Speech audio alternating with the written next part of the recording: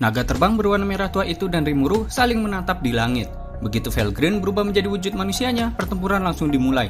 Sambil menembakkan serangan meriam nuklir ke arah Rimuru, dia menebasnya dengan pedang naga biru miliknya. Jadi, apa perbedaan antara wujud manusia dan mode naga?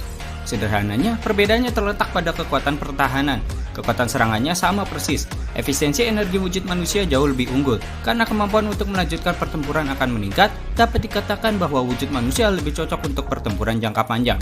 Namun mode naga juga memiliki keuntungan yang cukup besar, yaitu ukurannya yang sangat besar. Skala serangan meningkat seiring dengan ukuran tubuhnya. Kekuatannya akan tetap sama, tetapi jangkauan serangannya meningkat.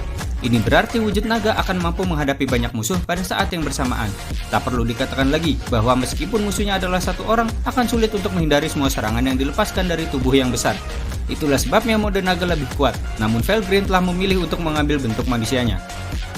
Diduga bahwa dia telah meninggalkan pertahanannya untuk mengalahkan Tuan dengan pasti. Ekspresi membunuh di wajah Felgrin meningkatkan kecantikannya. Aura pembunuh itu tertanam di bilahnya saat dia mengayunkan ke bawah, dengan kekuatan yang dapat membelah Rimuru menjadi dua. Tentu saja, Rimuru tidak berniat untuk membiarkannya begitu saja.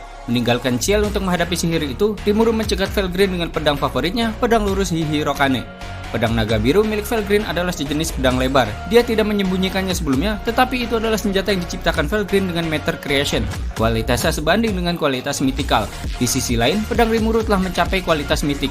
Mungkin seiring dengan Rimuru menjadi naga sejati, pedang naga biru milik Felgrin adalah ancaman, tetapi senjata Rimuru juga tidak akan terkalahkan. Kelang! Dengan suara bernada tinggi, pedang naga biru milik Felgrin patah dan hancur. Rimuru terkejut, tapi Felgrin pasti lebih terkejut lagi. "Apa yang kau lakukan?" tanyanya seolah melompat menjauh. Rimuru tidak bermaksud melakukan apapun. Rimuru hanya menerima serangan itu. Itulah sebabnya Rimuru juga tidak tahu apa yang terjadi. Itu adalah perbedaan dalam performa senjata. Sementara pedang lurus Master adalah mahakarya yang ditempa oleh Kurobe dengan sepenuh hati dan jiwanya. Pedang naga biru Felgrin adalah produk yang diproduksi secara massal, yang hanya terbuat dari magicals yang dipadatkan. Kepadatan magical sangat besar sehingga setara dengan pedang kelas mitik, tetapi pada dasarnya itu adalah pedang yang tumpul. Rimuru tahu ada berbagai tingkat kualitas dalam kelas yang sama, tetapi dia tidak berpikir akan ada perbedaan sebanyak ini dalam kelas mitik. Sekarang baru menjadi jelas bagiku, tetapi tampaknya ada perbedaan besar dalam performa bahkan antara tingkat kelas yang sama. Senjata yang kau buat tidak sebanding dengan pedangku. Felgrin sama sekali bukan orang bodoh, jadi dia tampaknya melihat bahwa Rimuru tidak berbohong. Namun, dia masih tampak tidak yakin karena beberapa kali setelah itu dia mengeluarkan pedang naga biru dan menebas Rimuru lagi. Dan pastinya Rimuru menghancurkan semuanya. Akhirnya Felgrin tampaknya telah menerima kenyataan. Dia melotot pada Rimuru dengan frustasi dan segera beralih ke serangan berikutnya. Jika senjata yang dia tunjukkan tidak bagus, maka dia harus mengandalkan tubuhnya sendiri.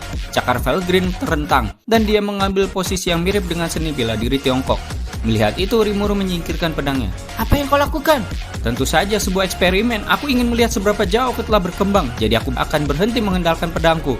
Menggunakan senjata akan terasa seperti aku menindas orang yang lemah. Jadi aku akan menghadapimu dengan tangan kosong." Apa gunanya perkelahian tanpa sedikit omong kosong? Jika Rimuru bisa membuatnya kehilangan ketenangannya, maka tidak akan berlebihan untuk mengatakan bahwa kemenangan telah diraih saat itu. "Jangan mempermalukanku!" Sungguh lucu bagaimana Felgrin dengan mudahnya jatuh ke dalam perangkap Rimuru. Yang harus dilakukan sekarang adalah memainkan kartu dengan benar untuk menyegel kesempatan. Serangan cakar Felgrin sangat cepat, mustahil untuk mengikutinya dengan mata. Namun kecepatan persepsi Rimuru saat ini luar biasa. Sejak nama Ciel diberikan kepada Raja Kebijaksanaan Raphael, akselerasi pikiran Rimuru telah meningkat. Sebelumnya 1.000.000 kali lebih cepat dari biasanya, tetapi sekarang menjadi beberapa ratus juta kali lebih cepat. 1 detik diperpanjang menjadi lebih dari 1 dekade, dan rasanya seperti melihat dunia benar-benar berhenti. Ketidakmampuan untuk bergerak dalam waktu yang lama tidak dapat ditanggung oleh ego orang normal, tetapi Ciel telah dengan lancar memecahkan masalah ini dengan mengaktifkan akselerasi pikiran selama titik-titik penting. Tidak masalah bagi Rimuru seberapa cepat Felgrin dapat bergerak. Pada titik ini, Rimuru tidak memerlukan permainan pedang atau keterampilan fisik apapun. Serangan kecepatan Super Felgrin semakin dekat, kecepatannya beberapa ratus kali kecepatan suara, dan Rimuru yang dulu akan kesulitan menghadapinya. Namun sekarang itu bukan masalah. Terlalu lambat. Sambil memprovokasi Felgrin dengan itu, Rimuru melakukan transport ke belakangnya. Namun Felgrin telah mengantisipasi tindakan itu. "Aku tahu itu. Kupikir kau tidak bisa bergerak lebih cepat dariku. Jadi, kau menggunakan transportasi spasial. Sungguh menakjubkan bahwa kau dapat bertransportasi secara alami tanpa mendistorsi ruang. Tetapi itu dapat diatasi jika aku tahu sumbernya. Jika aku mengganggu ruang dan menguncinya, kau tidak akan dapat bertransportasi di area kendaliku. Sayang sekali." Tentu saja Felgreen juga memiliki Special Domination dan mampu mengganggu area ruang yang luas di sekitarnya. Jika Felgreen melakukan ini, Rimuru tidak akan bisa menggunakan Special Domination untuk berpindah. Setelah skill transportasi diblokir seperti ini, kecepatan fisik akan menentukan pertempuran. Bagi Felgreen, ini menciptakan lingkungan yang menjamin kemenangannya. Aku tidak berpikir akan menggunakan kartu Travku melawan orang sepertimu. Kau pikir kau menang hanya dengan memblokir transportasi? Jika begitu, aku harus menunjukkan kepadamu bahwa kau salah. Kau benar-benar sombong. Kalau bukan karena dendam anak itu, aku tidak akan membencimu. Tapi ini sudah berakhir. Felgreen mengambil ancang-ancang. Ia menendang udara, mengubah dirinya menjadi peluru dengan kecepatan supersonik. Scorch Dragon Cardinal Acceleration. Felgreen sendiri berubah menjadi meteor merah tua, mendekati Rimuru dengan batas kecepatan fisik di bawah kecepatan cahaya. Selain itu, peluru meteor itu dapat mengubah orbitnya. Dengan mengubah tubuhnya sendiri menjadi peluru meteor, Felgreen telah mencapai kemampuan untuk mengubah lintasannya sesuka hati. Bukan sekedar serangan garis lurus, tetapi serangan pelacakan dengan kemampuan untuk mengubah arah dengan bebas. Itu adalah serangan penghancur pamungkas yang tidak hanya memiliki gelombang energi, tetapi juga massa. CLCC telah menganalisis Scorch Dragon Cardinal Acceleration dan telah melihat esensinya dengan sempurna. Felgreen memang menakutkan, tetapi CLCC bahkan lebih menakutkan. Fakta bahwa Rimuru telah menciptakan manas bernama Ciel atas kemauan Rimuru sendiri akan menjadi penyebab kekalahan Felgreen. Sesuai rencana, Glutonous King Belzebub dikerahkan sekitar Tuan. Tidak peduli arah kontaknya, tidak akan ada masalah dengan menyerap Felgreen.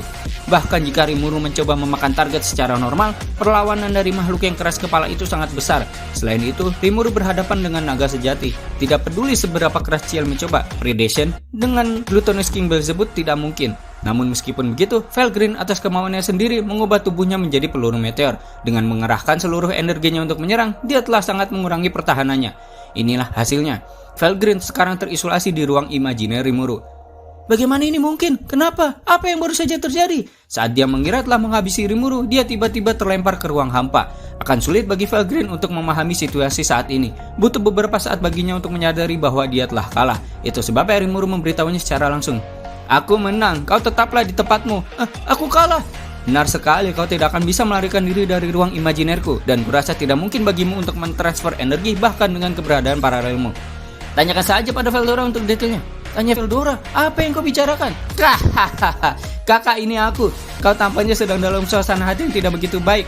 Veldora, kau bukankah kau menghilang? Selanjutnya Rimuru membiarkan kedua bersaudara itu membicarakan semuanya dan menenangkan diri di lingkungan yang tenang. Dan begitu saja, Rimuru telah meraih kemenangan telak atas Felgreen. Dengan lahirnya partner yang dapat diandalkan Ciel, tangan-tangan nekat untuk melawan dua naga sejati di saat yang sama berakhir lebih sempurna dari sebelumnya. Oke, itulah momen akhir pertarungan Rimuru menghadapi Felgreen. Ditunggu untuk next video ya. Thank you buat kalian yang udah nonton video gue. Jangan lupa like, share, dan subscribe. Sarabak.